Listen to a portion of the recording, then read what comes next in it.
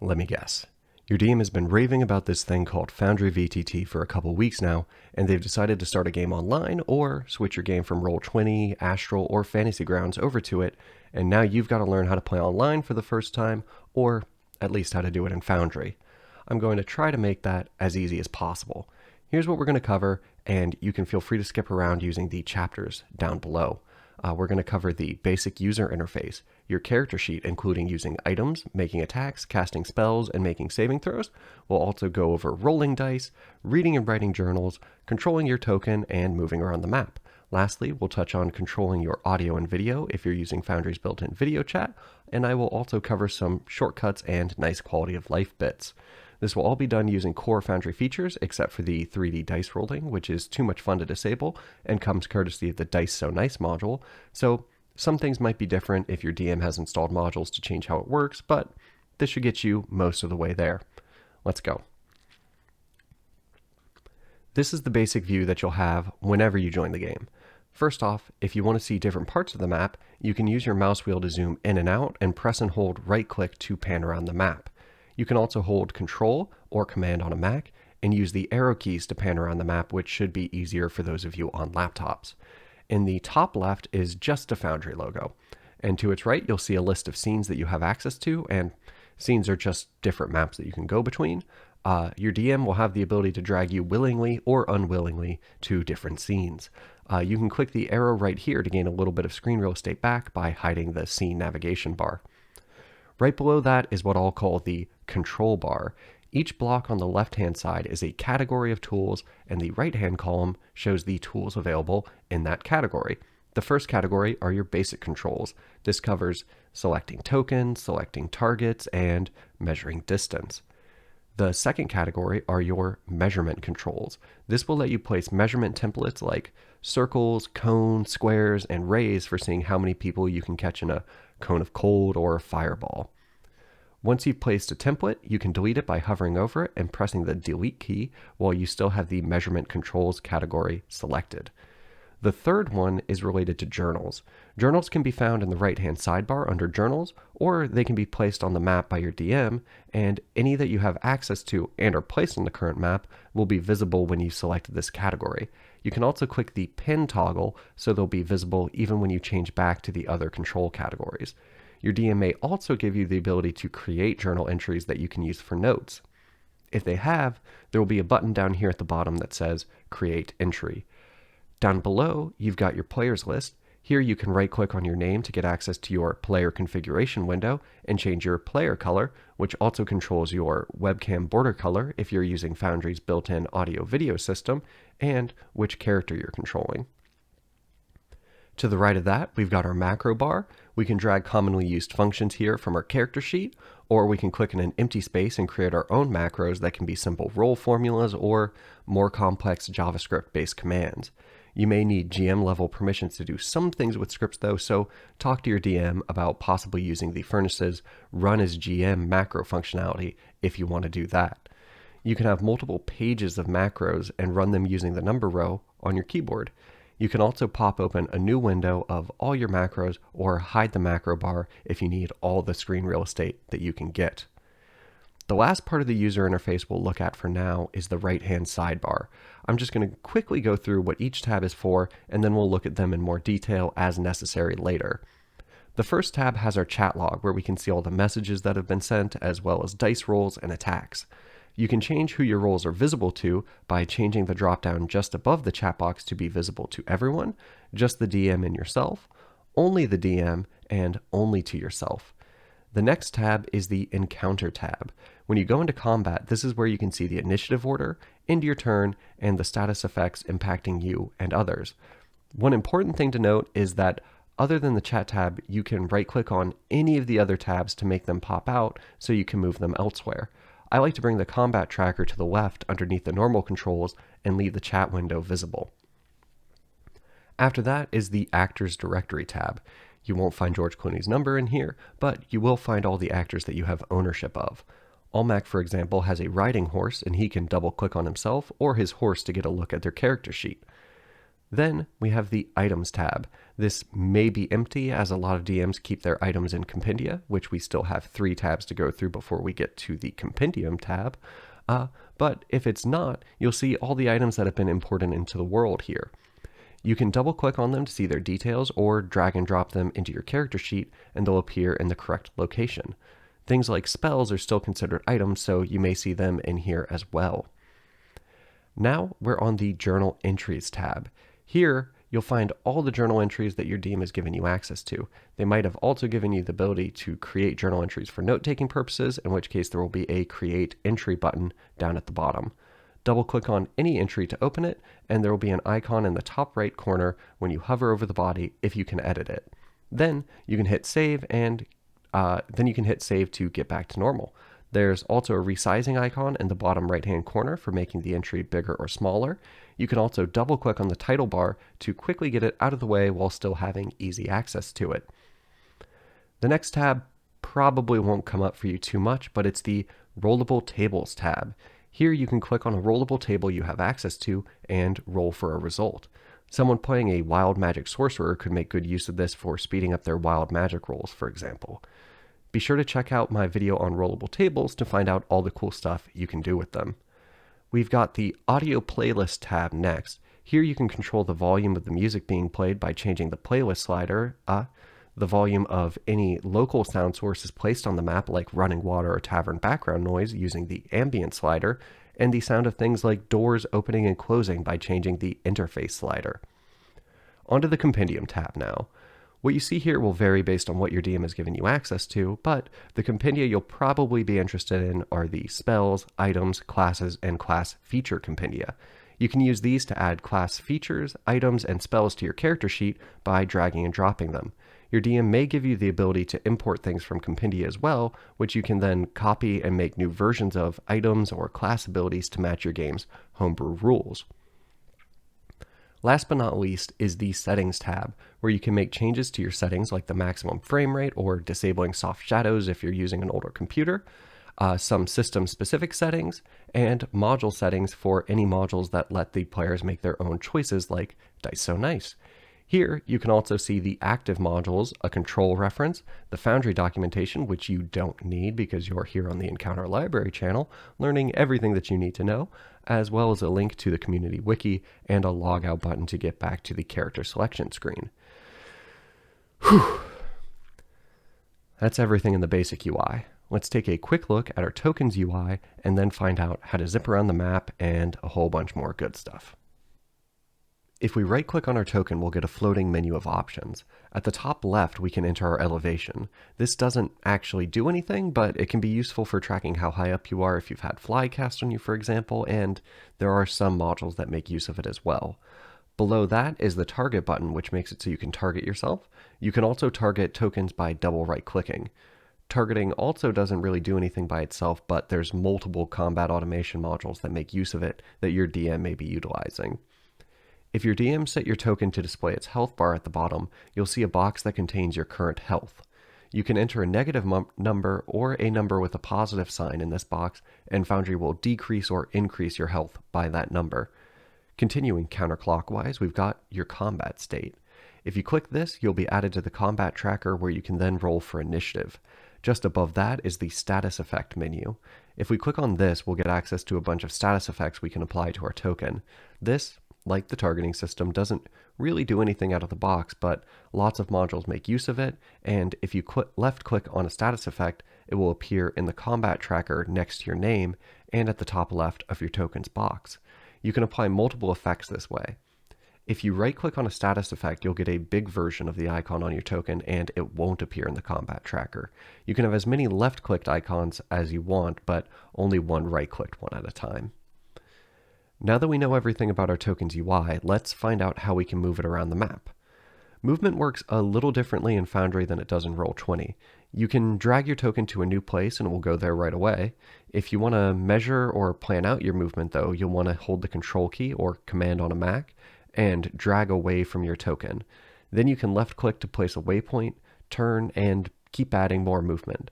Whenever you're satisfied with your planned movement, just hit the spacebar and your token will move quickly along the path that you just set.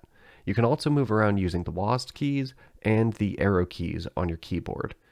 The one thing that can get in your way are walls and doors. In Foundry, if you try to move through a wall, it won't let you, and you'll get a small error message letting you know. Likewise, you can't move through closed doors. Thankfully, it's pretty easy to open them. If there's a door on the map, you can move to it, left-click on it, and if it's not locked, the door will open, revealing what's on the other side. If it is locked, you'll hear a clicking sound, and your DM will probably let you know that it's locked or barred and give you an opportunity to break it down or roll a lock-picking check.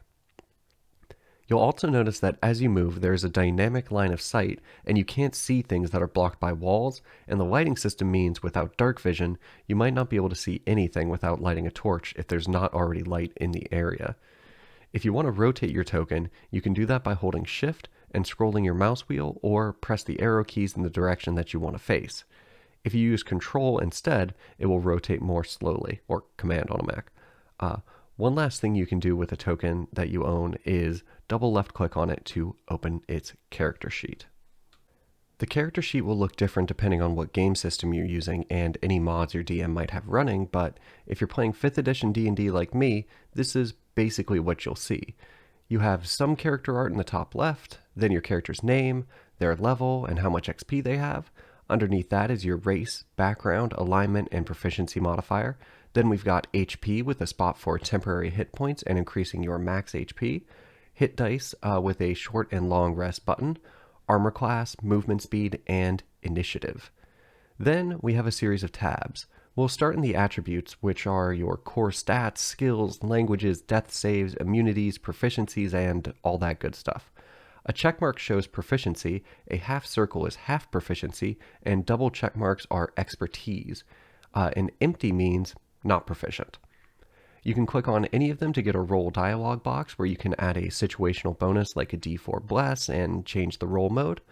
You can also roll at advantage, normal, and disadvantage. A pro tip is that if you shift click, it will roll normally, while pressing Alt or Option on a Mac and clicking will roll at advantage, and holding Control, Command on a Mac while clicking will roll at disadvantage. You can use those shortcuts when clicking on just about anything to roll. For example, if you want to roll just an ability check or an ability saving throw, you can Shift plus click on Strength, and it will ask if you want to do a check or a saving throw, and after you select it, it will roll without further prompting. To the right side, your character sheet will probably say something like Resource 1 to 3. These are depletable resources that you can customize based on your character. Olmec is a half-orc paladin, so I've set it to be a Lay on Hands pool, Relentless Endurance, and his Divine Sense. You can also set them to refresh based on either a short or a long rest, and then when you press the short or long rest button under hit dice, it will update them as expected. You can also edit any of the below settings by clicking on the edit icon to the right of each element. Next up is your inventory tab. It has all of your items, gold, and tools. You can equip things by clicking on the shield icon near the far right, delete them with the trash can, and edit them with the edit icon. Clicking on the item will expand it to show you more details, and clicking on its icon will send it to the chat where you can then select to make an attack, a versatile two-handed attack if the weapon supports it, and roll for damage. You can use the shortcuts from before on those buttons as well. You can also drag these items into your macro bar if you use them frequently. If you have attunable items, you can click on Edit for that item, go to the Details tab, and check Attuned when you've finished attuning to it. One last fun fact here is that if you click on the Currency button, it can convert all your coin to the biggest denomination, so if you're playing with hardcore encumbrance rules, you can make use of this when you get into a city to reduce weight. Be careful though, you cannot undo this. Let's move on to features now. The Features tab contains information about class and racial features like Relentless Endurance, Divine Sense, and Lay on Hands. It also contains your class levels, which you can edit in the same way that we changed our attunement, along with your class skills, subclass name, and hit dice. Then we have the Spellbook tab. This tab will, unsurprisingly, contain all of your spells. You can mark how many spell slots you have, see whether a spell is verbal, somatic, material, or concentration, as well as if it targets multiple creatures, if it takes an action, reaction, bonus action, or longer, and the sun icon indicates whether or not you have the spell prepared. At the top is where you can indicate your spellcasting modifier, so that when you cast spells, it will use the correct ability modifier. You can also filter by action, bonus action, reaction, concentration, ritual, and prepared status on this and the other tabs. Like before, clicking on a spell gives a more full description, and clicking on its icon will send it to the chat. Lastly, we have the biography tab, which works just like the journal entries we looked at before, where we can go in, make an edit, save, and then get back to normal. Now that we've covered the UI, movement, and the character sheet, let's take a look at putting it all together in Mortal Kombat. This is all going to be using exclusively Foundry Core functionality with no automation modules. Your DM may be using some to automate or quicken combat though, so not all of this may apply to you. I'm going to jump over to my other window where I'm logged in as the DM, and I'm going to add everyone to the combat tracker. Roll initiative for the NPC, and then jump back to Almac.